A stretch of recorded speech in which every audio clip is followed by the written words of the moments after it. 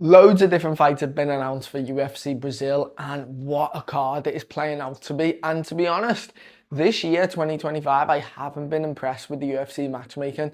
I feel like there's been too many cards to where a lot of the cards have been rubbish. They've had no names in it, bar the main event, and sometimes the main event isn't even that good. And I think as well on pay-per-view, obviously, if you think back to February, that Australia pay-per-view, in August, the last couple fight nights in the Apex, they weren't that good.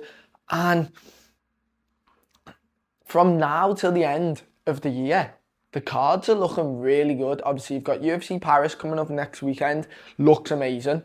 You've got UFC Brazil, which looks amazing, which we're going to talk about. UFC Vancouver has got an unbelievable main event, Rainier Derrida versus Anthony Hernandez. Then there's a lot of good fights on that card. Obviously, UFC 320, really good. UFC 321, it's in Dubai.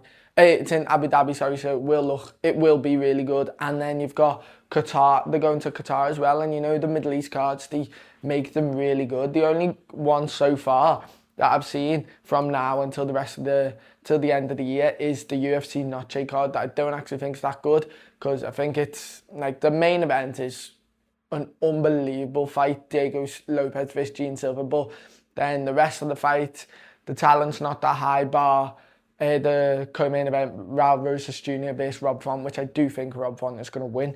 But if we look at this Brazil card, because a couple of fights just got announced for it, it's unbelievable. Obviously, you've got Charles versus Fiziev main event, which is going to be so good. I do think Charles is going to win in the first round. I think it's going to be a vintage Charles Oliveira performance. Don't get me wrong, I don't like the idea of him coming back so soon after being knocked out so brutally against Ilya Tavoria out cold, but I think people are running away with that a little bit too much. Fiziev isn't this big, massive power puncher. He isn't this guy who knocks everyone out, bar Moicano. Like, he's not going to come out there and knock Charles Oliveira out in the first round. I don't think that's going to be the case. If that is the case, I definitely do think Charles should retire, because that's his style of fight, coming forwards, chin up in the air, throwing wild kicks, great boxing, drops to the mat, we're on. And Fiziev, kind of been implementing wrestling a bit in his last two fights, and he's obviously not going to do that against Charles Oliveira. So it is going to be a great fight. I can see either first round submission for Charles or second round submission. I think he's going to drop Fiziev, and then kind of like when he finished Gaethje, straight onto the back, get the choke. Couple of fights that have just been announced. Davison Figueiredo versus Montel Jackson, which is a sick fight. I'm really surprised Davison Figueiredo's coming back so soon. I am surprised, because obviously in Iowa in May, he got his knee completely blown out by Corey Sandhagen, but I guess it wasn't as bad as everyone, including himself, probably first thought. Great that he can come back to Brazil, and I feel like a lot of Brazilian fighters, they do, if they are injured, they'll try the best just to get back to that UFC Brazil card, which is really nice. I know a lot of people from a lot of different countries do that, especially in the UK. Like the Canada card, there's loads of Canadians on it. Maybe some of them have rushed back. And obviously, sorry, I didn't even mention before, the Australia card, that looks really good for Australian talent, even though I wouldn't say the most high-level matchups, but the Australian talent looks really good.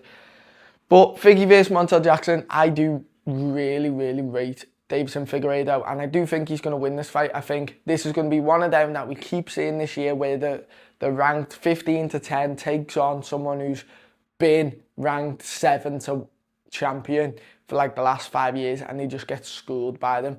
And I think Figueiredo, he is really good, but his grappling is so underrated. So underrated. Obviously, sub Brandon Moreno, sub loads of people, but Cody Garbrandt.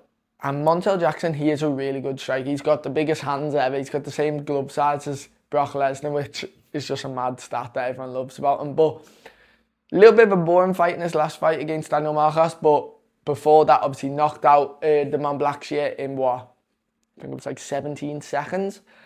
So he has serious power, and he can put Figueiredo out. But Figueiredo has really underrated power as well, I think. And if he does catch Montel Jackson, I definitely can see him putting him out, but I can also see Montel Jackson dropping Figueiredo as well.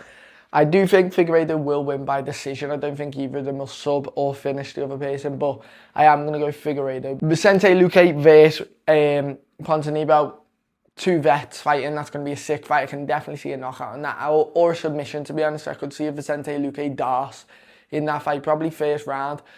Ponzinibbio, bit of a wild striker, but I love watching Ponzinibbio, and I like watching Vicente Luque too, so that's going to be a sick fight. And a fight that just got announced this morning, Gabriel Bonfim versus Randy Brown, which is kind of like whoever wins this then gets a big jump.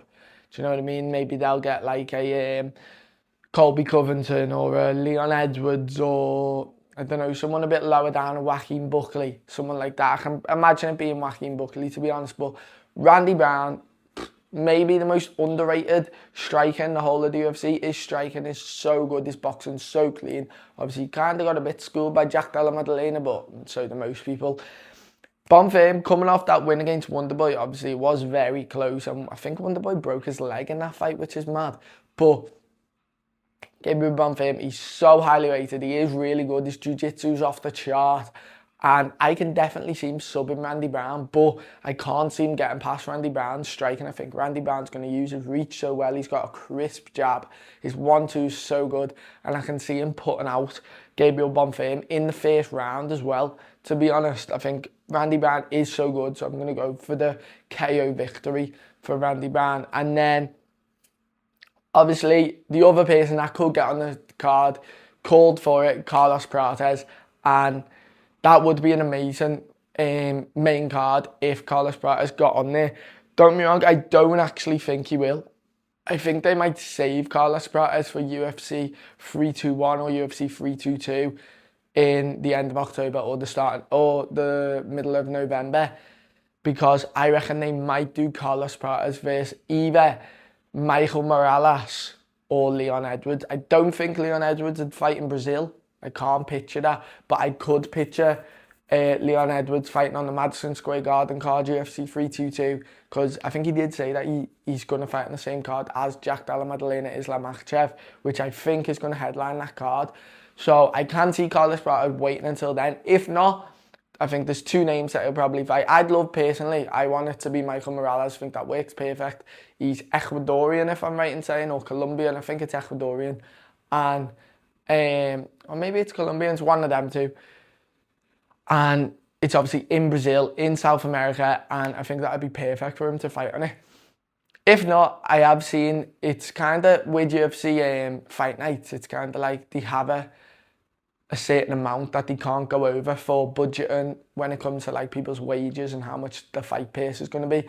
So I did read something that Carlos Prates can't fight a Michael Venom Page because the fight pace total will be too much, which I'd love to see that fight. I do actually think MVP would win that fight, but I can definitely see them doing Carlos Prates versus Daniel Rodriguez, who just got a big win over Kevin Holland, probably the biggest win of his career.